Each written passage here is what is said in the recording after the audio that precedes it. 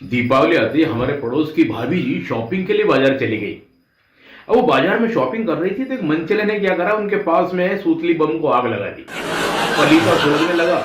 लोगों ने देखा, अरे भाभी के पास में ही बम। तो चिल्लाए दुकान वाले, अरे भाभी पटाखा है, ओ भाभी पटाखा पटाखा।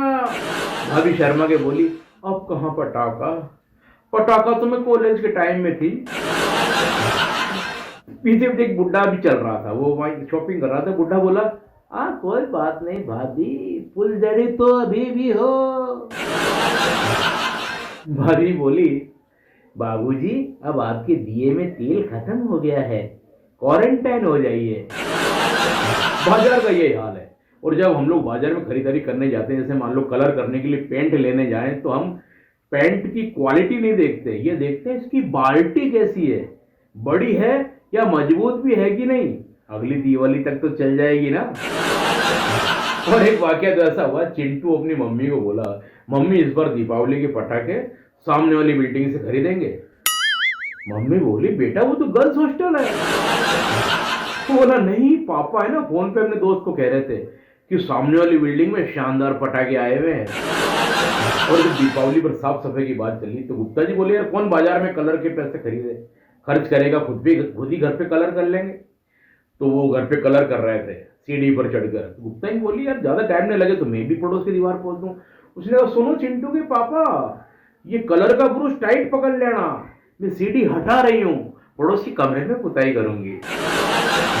सरकार को क्या है कि साफ सफाई से पहले एडवाइजरी जारी करनी चाहिए। उनके एडवाइजरी के तहत मतलब ये वो पब्लिक को बताएं कि भाई जिन्होंने भी अपनी गर्लफ्रेंड बॉयफ्रेंड के द्वारा मिले हुए गिफ्ट कहीं गद्दे के नीचे अलमारी के पीछे छुपाए हों तो वहां से हटा दे। साफ सफाई के समय मिल गए तो दीपावली से पहले इतने पटाखे फूटेंगे कि बस। और हमारे एक पड़ोस के आदमी ने तो क्या करा, चौराहे पर दीपावली की रात को एक बड़ा सा अखबार जला दिया कि भाई बम का धमाका भी तेज होगा, सबने ये सोचा। अब चौराहे पर बड़ा अखबार जल रहा है, उसने भी कान पे हाथ लगा लिए, तो निकलने वाले ट्रैफिक वालों ने भी सबने कान पे हाथ लगा लिए। बहुत देर हो गई और अखबार जलते जलते जब इतना सा आया, उसने कहा निकल जाओ, ये तो केवल अखबार है, इसमें कोई बम नहीं है। मैं तो फील कर रहा था कि अगर बम होता तो कैसा लगता है। एक गाड़ी वाला तो इतना गुस्सा हुआ, बोला तेरी तो चड्डी में बम छोड़ूंगा मैं। अबे इतने छेद करूंगा कि कंफ्यूज हो जाएगा, सांस कहां से ले। और सही पकड़े हैं। और ऐसे कंजूस लोगों के लिए ही म्यूजिक कंपनी ऑडियो रिलीज करेंगी, सूतले मिक्स, लड़ी मिक्स, रॉकेट मिक्स। केवल उनको स्पीकर में लगानी है, आवाजें आनी है, तड़ तड़ तड़ पड़ पड़ पड़ पड़ तड़ तड़ पड़ पड़ पड़। आसपास की कॉलोनी वाले कहेंगे कितना खर्चा कर रहे हैं, खूब पटाखे चला रहे हैं। अबे ये नहीं, कंजूस के बाप हैं ये। पिछली दीपावली पर मैं बालकनी में बैठा था, मैं और मिसेज दोनों बैठे थे, तो एक रॉकेट आसमान में गया, पट पट पट पट पट पट पट पट, क्या रंगीनियां बिखेरी। मिसेज बोली, देखो कितना सुंदर लग रहा है। बताओ रॉकेट क्या मैसेज देता है? मैंने कहा, रॉकेट तो ये मैसेज देता है कि अगर ऊंचाइयां छूनी है तो बोतल का सहारा लेना पड़ेगा।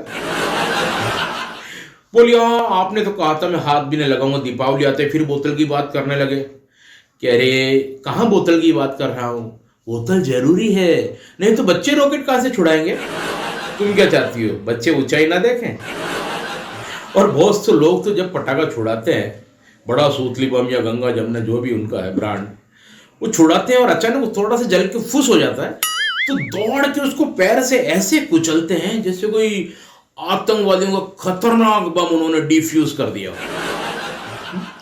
और हमारे पड़ोस में जैसे एक 4th क्लास का बच्चा, चौथी में पढ़ता था, अपने पापा को, पापा मैं भी बड़े बम लूंगा, बड़ी आवाज वाले, भुटाक बड़े।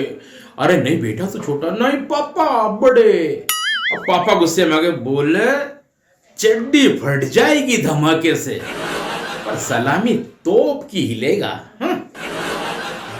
और उन नौजवानों से, उन यंगस्टर से कहना चाहूंगा कि दीपावली की रात को एक ही तीली से 4-5 दिए मत जला देना, नहीं तो तुम्हारे पापा समझ जाएंगे कि ग्रुप में बैठकर ये अपने दोस्तों की सिगरेट जलाता है। मेरे बड़े भाई साहब ने क्या करा कि दीपावली आने वाली है तो दीपावली से पहले फोन कर दिया पंडित जी को, पंडित जी धनतेरस पे सोना खरीदना जरूरी है। अरे भैया माँ लक्ष्मी की कृपा रहती है। तो पंडित जी जरा ये बताइए, ये जो रजाई और तकिए हैं ये भी सोने के आइटम में गिने जाएंगे क्या? पंडित जी बोले भैया मैं दक्षिणा मांगू तो तू मेरा मुंह दक्षिण की ओर मत कर देना है कि निकलिए पंडित जी ये रही दक्षिणा। तो मैंने कहा, वो भाई साहब बोले कि यार पंडित जी नाराज क्यों होते हो, है दीपावली का कोई वास्तु टिप्स दे दो। बोले भैया वास्तु टिप्स तो यही है कि दीपावली के बाद जब मेहमान आए तो सोफे और सेंटर टेबल के बीच में 3 फीट की दूरी रखना, इससे तुम्हारे ड्राई फ्रूट और मिठाइयाँ काफी मात्रा में बच जाएंगी। और ये हंसी, ये खिलखिलाहट, ये जगमगाहट आपकी यूं ही रहे, दीपावली पर ही नहीं दीपावली के बाद भी कायम रहे। देखते रहिए नटवर पाराशर का यूट्यूब चैनल नटखट नट्टू। हंसते रहिए, हंसाते रहिए। प्लीज लाइक कीजिए, शेयर कीजिए, जिन्होंने नहीं किया त्योहार पर सब्सक्राइब भी कीजिए। फिर मिलेंगे। शुभ दीपावली।